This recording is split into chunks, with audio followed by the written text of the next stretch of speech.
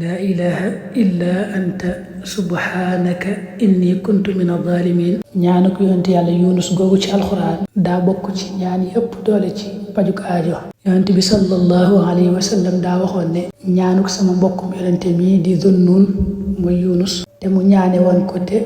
booba ma nga ca biir jën wa daa wax ne bépp jullit boo xam ne rek ñaan na ci yàlla ci mel ni mbir yàlla dina ko nangul la mu ñaan. bokk na ci gaaw lool ci génn nit ki ci ay xat-xat ki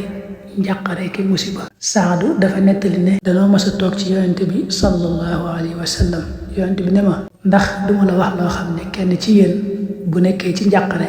wala am musiba ci musibay àdduna yi bu ko waxee ñaante yàlla rek yàlla wuññul ko lépp. ñu ne ko ahaka ya rasulallah mu ne duhaa Zunnun ñaanuk yonent yàlla Yunus gi te mooy laa ilaha illa anta subhanaka inni kuntu min adh-dhalimin. boo demee nag ci yenn ci téere yi gaa yu baax yi danañ ci indi ay lim lu mel ne téere Xazinatul Asrar dana fa indi yenn wax yi ci gaa yu baax yi wax ne képp koo xam ne saxal na ko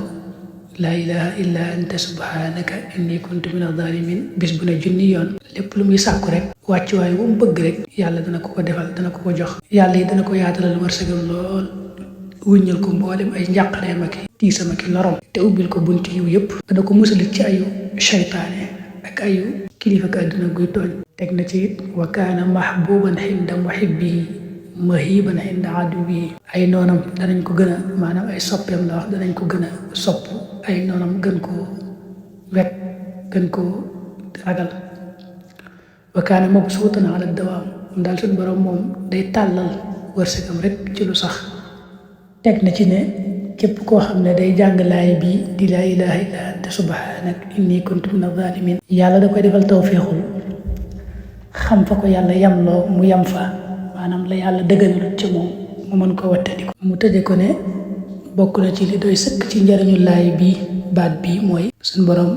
dige gi mu dige ak mucc ci ke ko saxoo di jàng. xam nga daa wax ci alxuraan wa kadhalika nunjil mu'minin daal di mel ni ku dige kon ak muccal ci ki nga xam ne da koo saxoo.